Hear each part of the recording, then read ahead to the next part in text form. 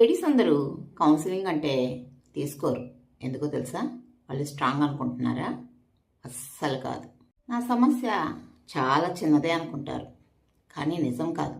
చాలా ఏళ్లగా అనుభవిస్తున్న బాధ అలవాటైపోతుంది. కౌన్సిలింగ్కి వెళ్తే వీక్ అనుకుంటారేమో, ఏదన్నా ప్రాబ్లం అనుకుంటారేమో. ఎన్నిసార్లు వాళ్ళ ఎమోషన్స్ అన్నీ చెప్పడానికి ట్రై చేస్తారు, కానీ ఎవ్వరు వినరు. అప్పుడేమవుతుంది? ఒంటరితనంలోకి వెళ్ళిపోతారు. ఇంకొక అన్ని విషయం చెప్పనా? నాకు టైం లేదని అబద్ధం చెప్తారు. అందరి కోసం ఉండే టైము మీ మనసు కోసం, మీ మైండ్ కోసం లేదా? కానీ కౌన్సిలింగ్లో ఏం జరుగుతుందో తెలుసా? నీలో ఉన్న బాధని బయటికి తీసేసి నిన్ను కొత్తగా నీకే చూపిస్తారు. కానీ కౌన్సిలింగ్ తీసుకోవడానికి కూడా ఒక ధైర్యం ఉండాలి.